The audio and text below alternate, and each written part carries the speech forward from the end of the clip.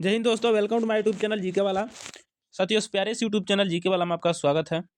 दोस्तों, आज की जो मैं क्लास लेकर आया हूँ, बहुत ही खास और बहुत ही इंपॉर्टेंट क्लास लेकर आया हूँ एसएससी जीडी वालों के लिए। दोस्तों, आज जो क्लास होगी इसमें टोटल 20 क्वेश्चन होंगे और 20 क्वेश्चन वो होंगे जो कि एसएससी जीडी एग्जाम में रामबाण साबित होने वाले हैं। दोस्तों, मैं ऐसे प्रश्न लेकर आया हूँ जो कि लगातार 4-5 साल वर्षों से आपके एग्जामों में आ रहे हैं। तो दोस्तों, इस वीडियो को आप समझ सकते हैं, बहुत ही इंपॉर्टेंट है आपके लिए। तो इस वीडियो को शुरू से अंत तक देखिएगा जरूर, और वीडियो अच्छा लगे तो लाइक, कमेंट और शेयर जरूर करिएगा। तो दोस्तों, चलिए वीडियो को स्टार्ट करते हैं। और वीडियो स्टार्ट करने से पहले मैं एक बात बता दूं आपको, यदि आप मेरे चैनल पे पहली बार विजिट कर रहे हैं तो चैनल को सब्सक्राइब कर लें और लाइक करें, और दोस्तों शेयर करना ना भूलें। तो चलिए वीडियो को स्टार्ट करते हैं। और आपका पहला प्रश्न आपके स्क्रीन के सामने है। दोस्तों, आप देख पाएंगे आपका पहला प्रश्न जो है आपकी स्क्रीन के सामने है, जो कि दिया है, भारतीय संविधान की प्रस्तावना में कितने आदर्श हैं। ठीक है, पूछा जा रहा भारतीय संविधान की प्रस्तावना में कितने आदर्श हैं मेरे भाई। तो बताइए इसका क्या होने वाला है राइट आंसर इसका। भारतीय संविधान की प्रस्तावना में कितने आदर्श हैं।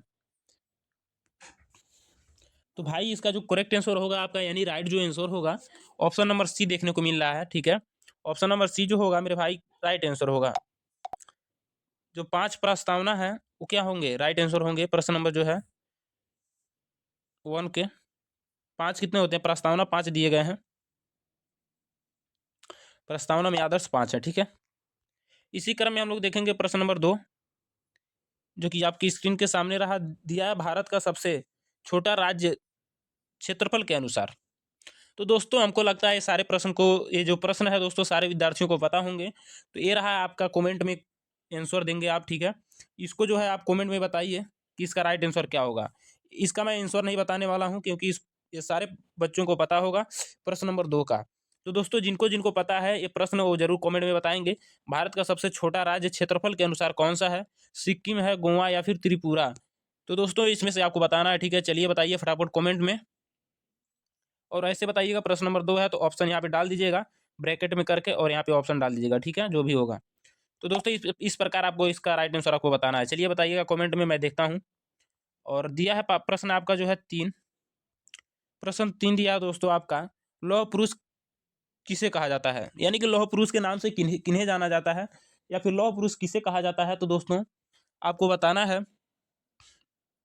तो इसका जो आंसर होगा दोस्तों, ऑप्शन ए दिया है महात्मा गांधी, ऑप्शन बी है जवाहरलाल नेहरू, और ऑप्शन सी है सरदार पटेल, ऑप्शन डी है सुभाष चंद्र बोस।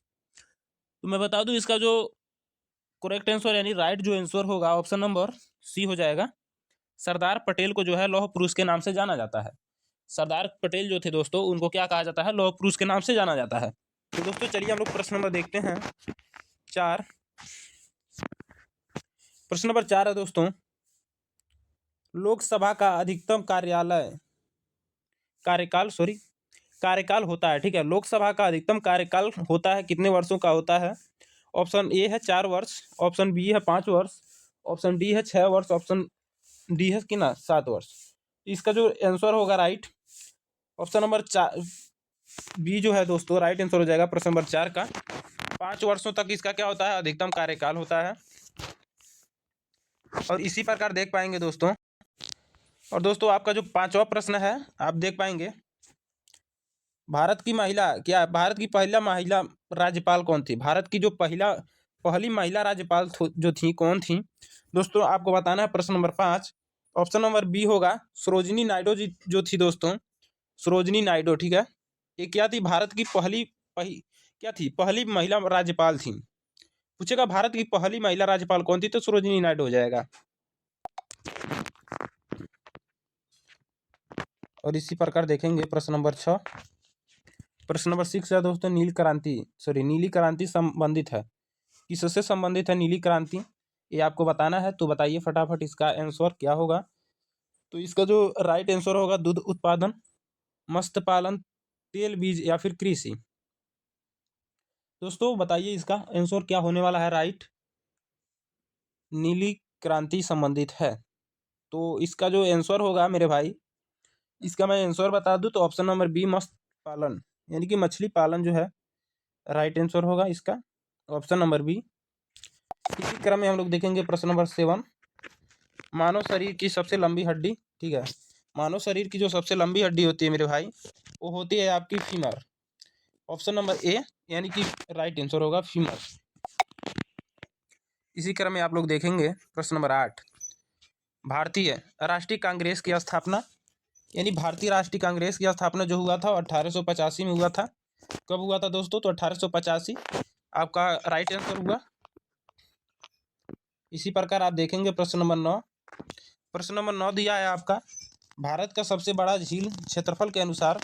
इसका जो आंसर राइट होगा दोस्तों, प्रश्न नंबर 9 का ऑप्शन ए हो जाएगा। चिल्का झील जो है क्षेत्रफल के अनुसार बहुत ही बड़ा झील है। और वुलर झील की बात करूं मैं, तो वुलर झील जो है दोस्तों मीठा पानी का झील है, ठीक है, मीठे पानी का झील है। और फिलहाल में न्यूज वायरल हो रहा था वुलर झील के बारे में।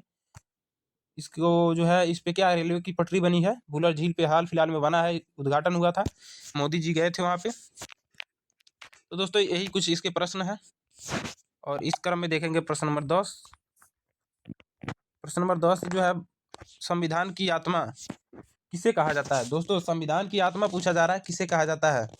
मौलिक अधिकार, प्रस्तावना, नीति निर्देशक तत्व। तो इसका आंसर जो होगा मेरे भाई राइट ऑप्शन नंबर बी होगा, ठीक है। प्रस्तावना को जो है संविधान की आत्मा कहा जाता है। संविधान की आत्मा किसे कहा जाता है? तो प्रस्तावना जो होगा आंसर राइट होगा। इसी प्रकार आप लोग देखेंगे प्रश्न नंबर 11। आरबीआई का मुख्यालय कहाँ है? तो दोस्तों आपको बताना है आरबीआई का मुख्यालय कहाँ है। नई दिल्ली, कोलकाता, मुंबई, चेन्नई। इसका आंसर जो होगा मेरे भाई ऑप्शन नंबर सी देखने को मिलेगा, मुंबई। आरबीआई का मुख्यालय जहाँ है, कहाँ पे है? तो मुंबई में है, ठीक है। ये आपको भूलना नहीं है दोस्तों, ठीक है। मुंबई में जो है क्या है, आरबीआई की मुख्यालय है। तो सारे जो प्रश्न मैं बता रहा हूँ दोस्तों आपके माइंड में छप जाना चाहिए, कोई भी प्रश्न आपको भूलना नहीं है, ठीक है। चलिए इसी क्रम में हम लोग प्रश्न नंबर 12 देखेंगे। ओजोन परत पाई जाती है, पूछ रहा है दोस्तों, ओजोन परत पाई जाती है। प्रश्न नंबर 12 है, ओजोन परत पाई जाती है। इसका बताना है आपको क्या होगा राइट। ऑप्शन नंबर बी जो होगा दोस्तों, यहाँ पे नीचे दिख रहा होगा समताप मंडल, ठीक है। ओजोन परत जो है समताप मंडल में पाई जाती है, आपको पता होगा। और इस प्रकार आप देखेंगे प्रश्न नंबर 13। भारत का राष्ट्रीय फूल कौन सा है? दोस्तों ये सारे विद्यार्थियों को पता होगा, ये बताने की जरूरत नहीं है, ठीक है। तो ये शायद आपको सब क्वेश्चन आपके पता होंगे।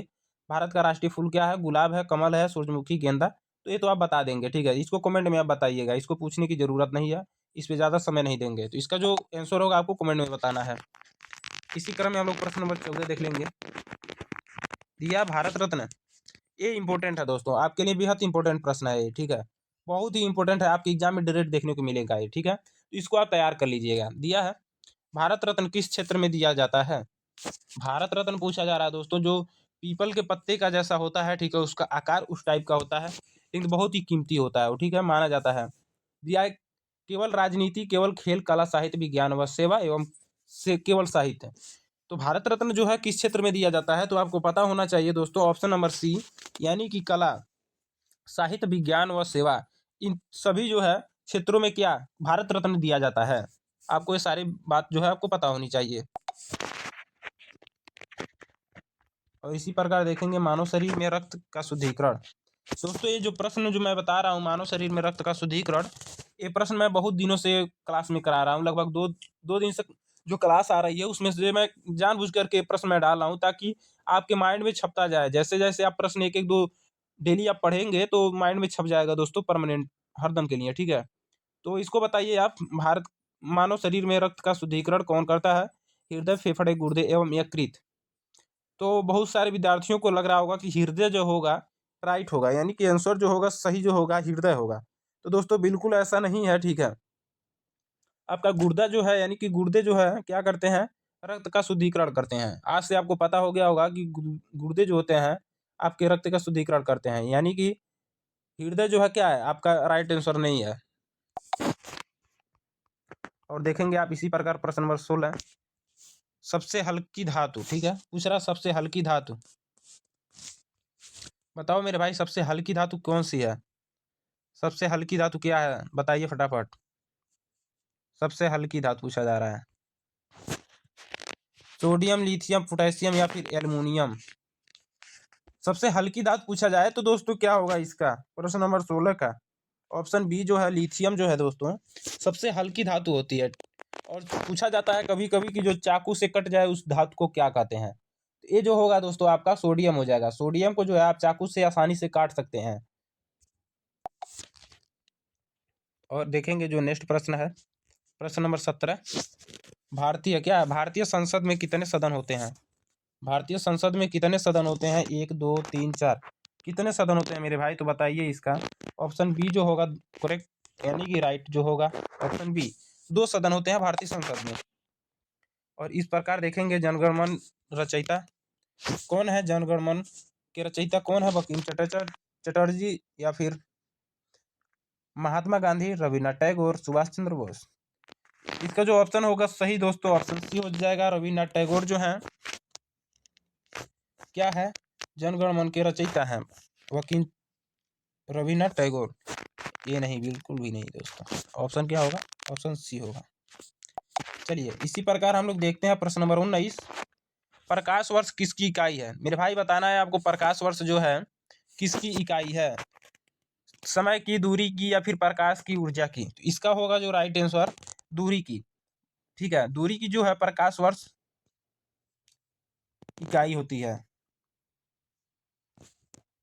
और इसी प्रकार देखेंगे आप प्रश्न नंबर 20 यानी कि इस वीडियो का लास्ट प्रश्न और बहुत ही इंपॉर्टेंट प्रश्न। भारत में हरित क्रांति के जनक कहलाते हैं। दोस्तों ये जो क्रांति है, नीली क्रांति, श्वेत क्रांति, हरित क्रांति, ऊपर हमने एक प्रश्न कराया जो कि नीली क्रांति से था यानी मछली पालन। तो दोस्तों और हरित क्रांति आपको देखने को मिल गया, यानी कि जो क्रांति वाला प्रश्न है बहुत ही खास है आपके लिए। तो इसको आप माइंड में छाप लीजिएगा, यहाँ से हर एक प्रश्न आ रहा है आपके एग्जाम में। तो बताइए इसका क्या होने वाला है प्रश्न नंबर 20 का। एस.एम. स्वामीनाथन मेरे भाई भूल तो नहीं रहे आप, 3 दिनों से मैं ये प्रश्न को करा रहा हूँ, 3 दिनों से। आपको ये प्रश्न भूलना नहीं है, बिल्कुल भी नहीं। तो दोस्तों हमने 20 प्रश्न कर लिया, ठीक है। आई होप ये क्लास आपको सारी प्रश्न आपके समझ में आ गए होंगे, इसमें कोई डाउट नहीं होगा। यदि आपको डाउट भी है तो इस क्लास को आप खत्म होते ही आप कमेंट में ज़रूर बता देंगे कि क्या डाउट है और किस क्वेश्चन में डाउट है।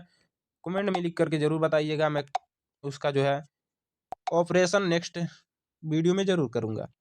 तो दोस्तों हर वीडियो के लास्ट में मैं बताता हूँ 20 क्वेश्चन में से आपके जो राइट हो रहे हैं कितने हो रहे हैं, कमेंट करके जाओ। तो कमेंट में बताओ मेरे भाई 20 क्वेश्चन में से कितना क्वेश्चन राइट हुआ। और दोस्तों ये ज़रूर एक काम ज़रूर करिएगा, इस वीडियो को ख़त्म होते ही आप अपने मित्रों तक ज़रूर शेयर करिएगा, क्योंकि उनको भी ये पता होना चाहिए कि इस जीके वाले चैनल पे बहुत ही बेहतरीन क्लास हर शाम 5-6 बजे आती है। तो दोस्तों ये 5-6 बजे वाला क्लास जो जीके का है आपकी एग्ज़ाम में बहुत ही अच्छा स्कोर करेगा, और इस क्लास को ख़त्म होते ही आप ज़रूर शेयर करिएगा। चलिए दोस्तों मैं वीडियो को ख़त्म करता हूँ। वीडियो ख़त्म करने से पहले मैं बता दूँ, यदि आप मेरे चैनल पे पहली बार विजिट कर रहे हैं तो चैनल को सब्सक्राइब कर लीजिएगा, लाइक करके इस वीडियो को ज़रूर शेयर करिएगा।